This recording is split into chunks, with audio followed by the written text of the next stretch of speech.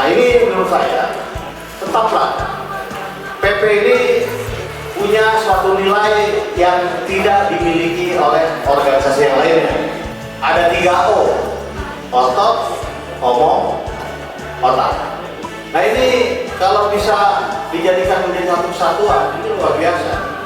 Kita punya daya pukul, daya pikir, dan daya olah-olah. Nah, olah-olah, makanya saya bilang jangan jadi orang pandai, harus pandai-pandai.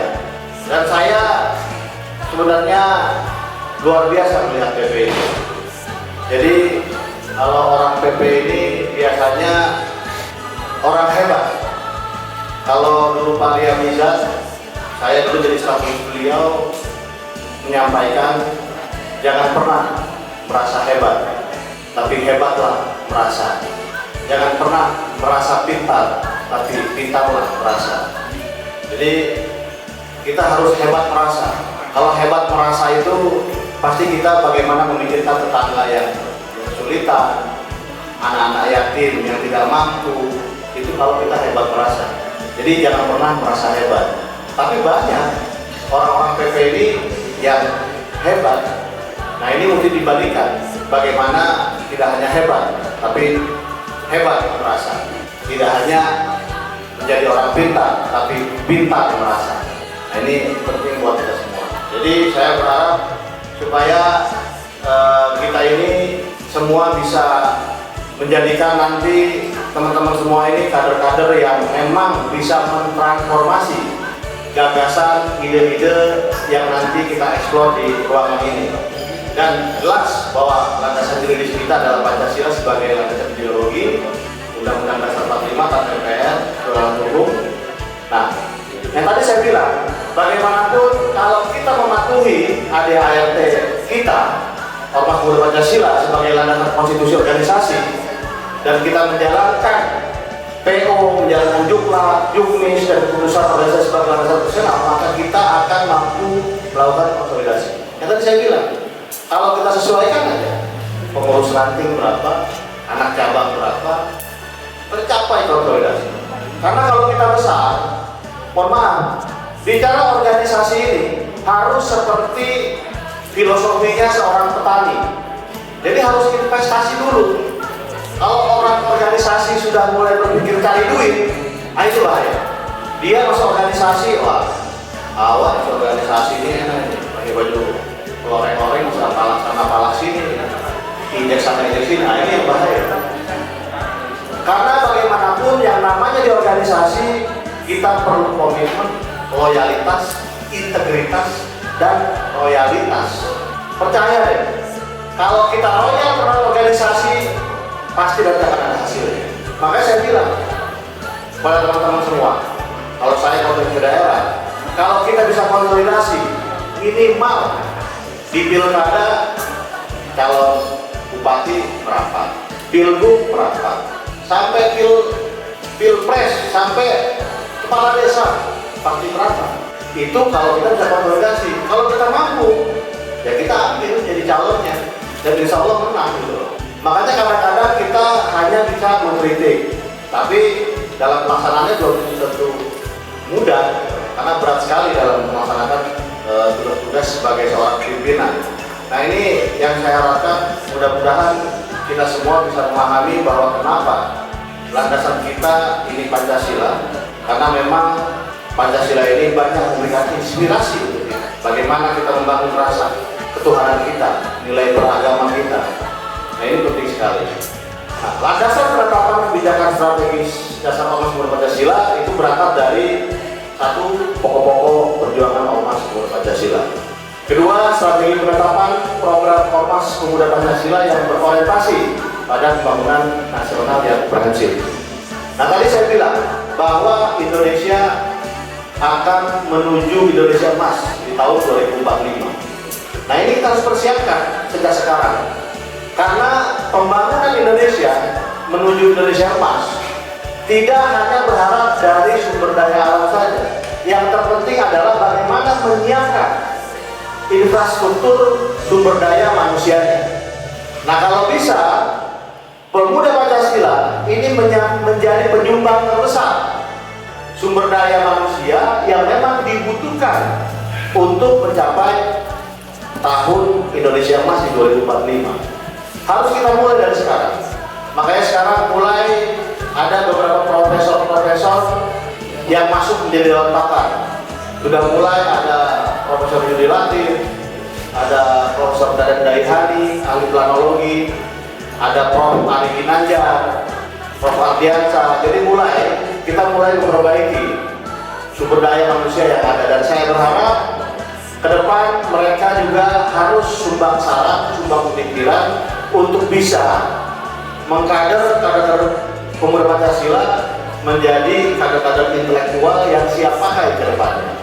Nah, ini yang kita harapkan. Jadi kita harus menjadi bagian dari pembangunan sumber daya manusia yang kedepannya bisa kita distribusikan dan kita bisa hibahkan untuk bangsa dan negara. Banyak ruang-ruang yang bisa kita mainkan secara organisasi. Lembaga-lembaga negara ini banyak sekali. Ya, kenapa kedepannya kader pemuda Pancasila tidak bisa menjadi salah satu ketua KPK atau ketua KPK? Kader pemuda Pancasila menjadi ketua KPU misalnya. Ini dari sisi kelembagaan negara ya. Gitu. Ini kita kadang-kadang menganggap remeh ruang-ruang itu. Kalau saya itu potensi yang harus kita isi gitu. Dan saya berharap nanti ada kader pemuda Pancasila yang langsung memang ya tadi yang saya bilang bisa menjadi presiden, wakil presiden, menteri-menteri.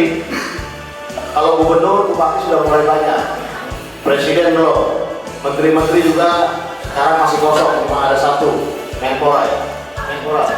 Sekarang ini, Menpora sama Jerun Amali sama satu lagi Mas Cahyo Kumolo, itu Menpan RB, itu yang benar-benar kader pemuda Pancasila. Nah, saya berharap ke depannya seperti itu ada distribusi kader yang memang kita hibahkan kepada negara menjadi pemimpin-pemimpin di bangsa dan negara ini. Itu kalau kita ingin membangun bangsa ini, dan kita berharap kader pemuda Pancasila bisa mengisinya, bisa tampil. Jadi tidak hanya tampil hanya sebagai penonton dan juga pendukung, karena maaf, pemuda Pancasila ini kadang-kadang dimanfaatkan dalam konteks pilpres, dalam konteks pilgub, dalam konteks pemilihan wali kota dan bupati, dipakai juga sampai orang hajatan. Ini dipakai kita ini.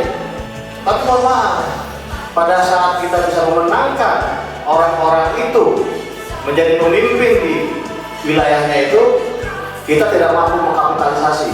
Bagaimana menerjemahkan arti kekuasaan untuk dijadikan kekuatan ekonomi? Akhirnya apa? Kita jadi penonton dan kecewa. Itu bisa karena memang orang itu tidak mampu, tidak mau menggunakan kita, atau memang kita tidak ada kader-kader yang mampu untuk menempati posisi-posisi tertentu pada saat orang itu bisa mengambil jabatan kepemimpinan.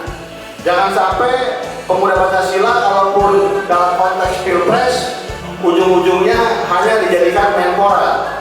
Emang nggak boleh kalau saya sebagai kekuatan besar kader pemuda Pancasila ke depannya jadi Menteri ESDM? Boleh. Jadi Menteri Ekonomi? Boleh. Jadi Menteri Pertanian? Boleh. Itu kan jabatan politik. Nah, lagi-lagi kalau pemuda Pancasila pasti ujung-ujungnya selalu menjadi Menpora. Biasanya dulu Bang Ade Daud pemuda Pancasila karena identik dengan kepemudaannya itu. Nah, ini yang harus mulai kita benahi, dan dari kaderisasi ini mudah-mudahan kedepannya bisa melahirkan kader-kader yang siap pakai untuk bangsa dan negara ini. Nah, pelaksanaan kebijakan untuk pemuda Pancasila dari Majelis Pimpinan Semua Tingkatan ini menetapkan arah kebijakan berdasarkan aturan dasar organisasi yang tadi kita bahas. Kedua, melakukan pengawasan kinerja fungsionaris pengurus. Ketiga, melakukan evaluasi hasil pelaksanaan program kerja. Ini kadang-kadang masih banyak ketua-ketua MPW yang menanyakan masalah reshuffle. Saya bilang kalau di MPN itu reshuffle itu hal yang biasa gitu. Mengganti orang itu ya biasa. Tapi memang ada cara catatannya. Karena kita memang membuat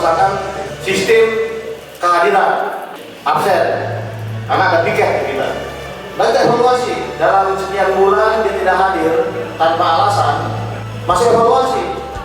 Kalau memang perlu kita ganti ya kita ganti. Karena kan kita mau cari orang-orang yang punya komitmen, yang mau berbuat.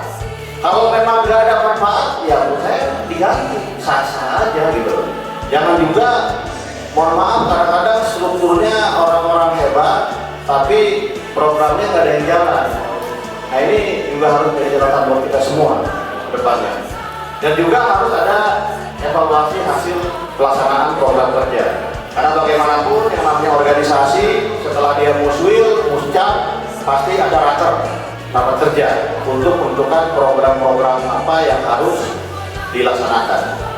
MPR belum raker, karena memang kita terhambat dengan masalah COVID-19 ini. Tapi kita lakukan menjalankan program itu, ya salah satunya adalah yang kita laksanakan ini, gitu. Ini bagian dari satu program yang kita laksanakan, gitu.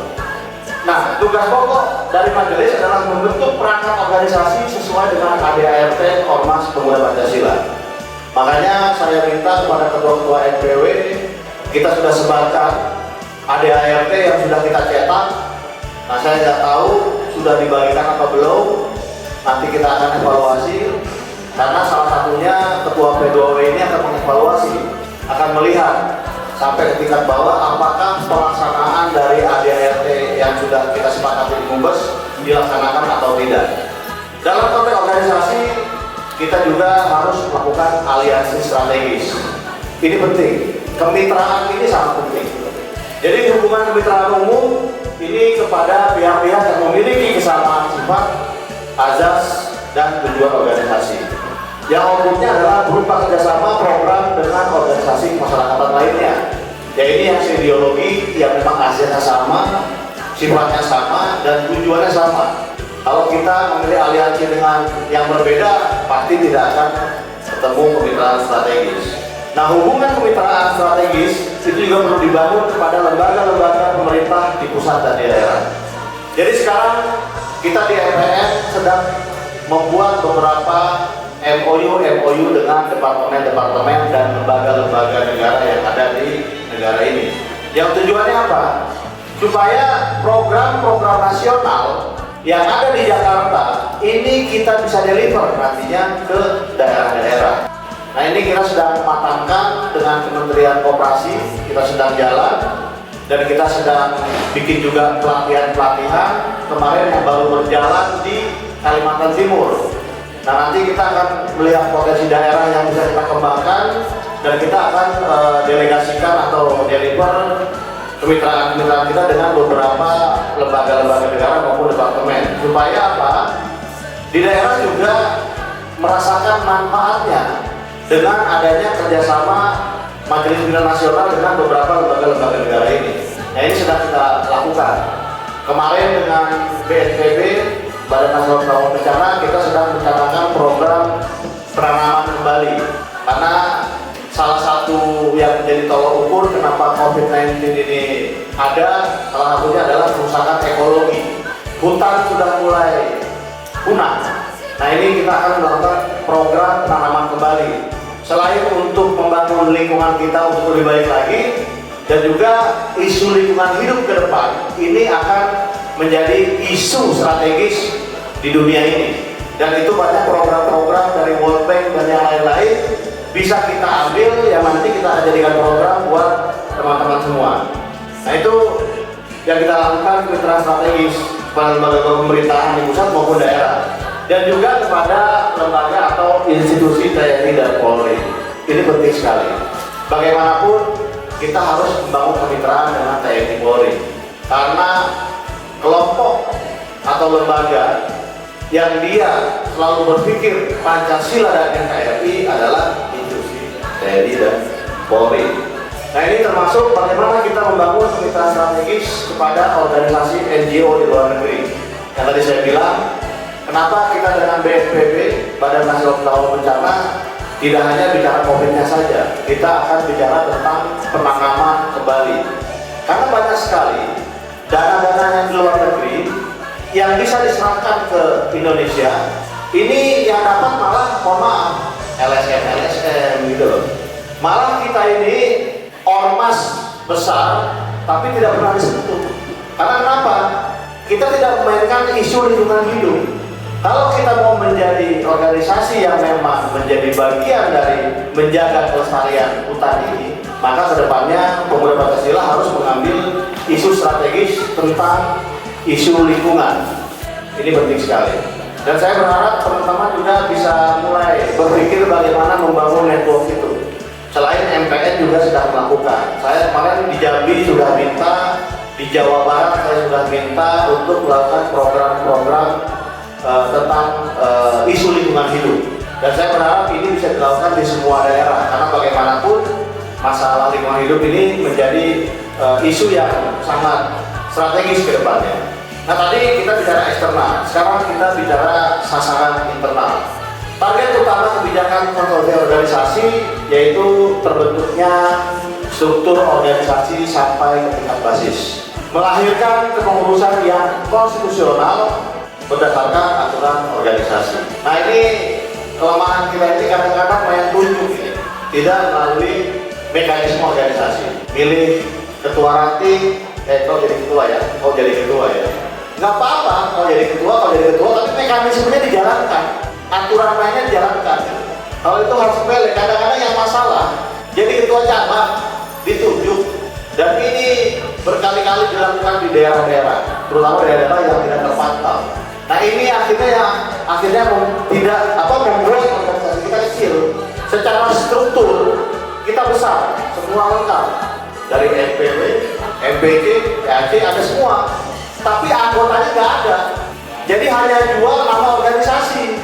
Nah, ini yang harus kita rubah cara berpikirnya, bahwa kita harus melahirkan kepengurusan yang konstitusional berdasarkan aturan organisasi. Ini penting bagi catatan saya. Dan juga jangan selalu mengarahkan harus bikin acara di hotel-hotel untuk melakukan konsolidasi, muscak, musran, atau RPP dan lain-lain gitu, terutama muscak lah, karena kan tidak semua daerah itu punya potensi ekonomi yang menghasilkan untuk menjalankan organisasi. Kalau mau bikin, ya kalau ada kenal camat ya bikin di kantor aula kecamatan gitu loh. Ini kan banyak. Beberapa daerah saya tanya kenapa tidak muscak, karena pengennya di hotel mewah supaya marwah organisasi kelihatan wah gitu. Apakah itu menjamin? Hasilnya belum tentu bagus gitu. Lebih baik ya mekanismenya kalau memang tidak ada, bikin aja. Kalau ada halaman, bikin tenda. Yang penting aturannya dijalankan, mekanisme organisasi dijalankan, ada berita acaranya dilaporkan, bukan tempatnya. Nah, selain itu kita juga harus bicara target pencapaian program kerja. Jadi kebijakan strategis tentang tata kelola organisasi, terus sistem kerja fungsionalis, dan sistem evaluasi dan monitoring menjadi tolak ukur yang merujuk pada aturan dasar serta aturan turunannya. Nah, harus dijadikan pedoman dalam melaksanakan tugas-tugas operasional Ormas Pemuda Pancasila, yaitu ADART, PO, Juklat, Juknis, dan seterusnya. Nah, tadi saya dapat laporan dari Bang Gunung BG bahwa PO Juklat, Juknis itu sebanyak 200 halaman sudah dicetak, sudah selesai. Nah, ini saya harapkan kepada Ketua OK harus segera dibagikan kalau sudah selesai nanti, supaya teman-teman semua memahami tentang ADART, PO Juklat, Juknis, dan seterusnya. Dan jelas bahwa maksud kebijakan kita itu harus taat menjalankan aturan organisasi hasil Mumbes ke-10. Nah, ini kadang-kadang kita suka mengkhianati diri kita sendiri. Kita kadang-kadang tidak menjalankan apa yang sudah kita sepakati di Mumbes. Nah, ini jadi selalu problem bertahun-tahun di organisasi Pemuda Pancasila. Nah, ini juga berkaitan dengan punish and reward. Jadi memang sanksi itu sudah kita lakukan. Ini di beberapa daerah, terutama di Sulawesi dan Kalimantan, kita akan melakukan evaluasi. Dan mungkin akan ada kurang lebih 15 majelis pimpinan wilayah yang kita akan caretaker. Kenapa ini kita lakukan? Ini bukan karena masalah suka atau tidak suka, tapi ini karena evaluasi di Majelis Pimpinan Nasional bahwa banyak NPW-NPW yang tidak sesuai dengan hasil Mumbas ke-10 yang sudah kita jalankan. Mungkin ada 15 sampai 12 lah. Ini yang akan kita caretaker dan kita evaluasi. Ini menjadi catatan kita semua. Dan itu kita lakukan karena memang hasil evaluasi bahwa tidak melakukan konsolidasi. Pertama, tidak sesuai dengan janjinya pada saat menjelang Mumbas untuk menyelesaikan muscap-muscap yang belum dilaksanakan. Kedua, target KTA. Dan KTA ini bukan hal yang sulit buat RPN, karena tinggal dicek. Nah, saya berharap bahwa apa yang sudah kita laksanakan di Mumbas ke-10 ini kita sepakati, dan ini tertuang dalam ADART dan akhirnya menjadi turunannya PO, Jukra dan lain-lainnya ini menjadi komitmen kita bersama untuk membangun organisasi di setiap jenjang. Jadi itu yang menurut saya gambaran-gambaran bagaimana kita melakukan langkah-langkah strategis organisasi yang kedepannya tujuannya untuk membesarkan organisasi yang kita cintai ini. Jadi saya harapkan sekali lagi para teman-teman di sini supaya kita semua juga nanti belajar membaca ADART supaya kita tahu bagaimana langkah-langkah kita, kesepakatan kita untuk membangun organisasi yang kita cintai ini. Mungkin itu dari saya. Terima kasih. Assalamualaikum warahmatullahi wabarakatuh.